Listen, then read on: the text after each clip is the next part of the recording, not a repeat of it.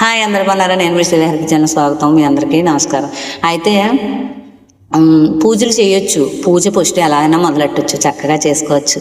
కానీ అసత్యాలు ఆడడం, స్వార్థం కోసం అక్కడ చెప్పడం, లేదా మన వారికైతే మంచి చేసుకోవడం, ఇతరులకైతే ద్రోహం చేయడం, ఇలాంటివన్నీ కూడా పాపం లెక్కల్లోకి వస్తాయి.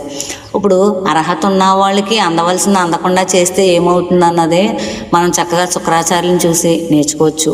నారాయణుడే అందరికీ అన్ని ఇచ్చేవాడు నారాయణుడే. ఎవరికన్నా మనం ఒక్క 10 రూపాయలు ఇవ్వాల్సి ఉంటే ఇంకోండి మీరు ఇచ్చారని చక్కగా మర్యాదగా ఇస్తాం. కానీ మనకిచ్చిన ఈశ్వరుడు మనకు అన్నీ ఇచ్చాడు. అన్నీ ఇచ్చినోడు ఒక్కొక్కసారి ఆయన కొన్ని తీసేసుకుంటాడు. కొన్ని తీసేసుకున్నప్పుడు మనకు కష్టంగా ఉంటుంది, బాధగా ఉంటుంది. మా చెల్లిని తీసేసుకున్నప్పుడు నాకు ఎంతో బాధగా ఉండింది. ఇల్లు కాలిపోయినప్పుడు ఎన్నో పోయినాయి, అప్పుడు కొంచెం నాకు బాధ అనిపించింది. కానీ తర్వాత రియలైజ్ అయ్యాను, స్వామి నువ్వు ఇచ్చినప్పుడు నాకు సంతోషంగా ఉంది, ఎందుకంటే నేను ఎంతో నా కష్టార్జితంతో కొనుక్కున్నాను గట్టానని. కానీ అవి తీసేసుకున్నప్పుడు బాధ అనిపించింది.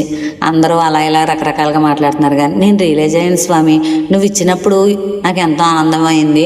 అదంతా నీ సొమ్మే, నీకు అర్హత ఉంది, నువ్వు సార్వభౌమాధికారు, నువ్వు ఇచ్చినవాడు నువ్వు తీసుకుంటావు, నీకు అధికారం ఉంది, అందుకు నువ్వు ఇచ్చినవే కాబట్టి నువ్వు తీసుకున్నావు తండ్రి అని చెప్పని నేను ఎంతో స్వాంతన పొందాను. పిచ్చిదే అని అనుకోకండి, ఇది గురువులు చెప్పారు. మనం అంటే ఇంకేం చేయలేక ఇలాగంటుందని అనుకోవద్దు. కొందరు అలా కూడా అనుకుంటారు. మనం యద్భావం తద్భవతి, మన యొక్క భావనలే భగవానుడి సంకల్పాలుగా మారుతాయి.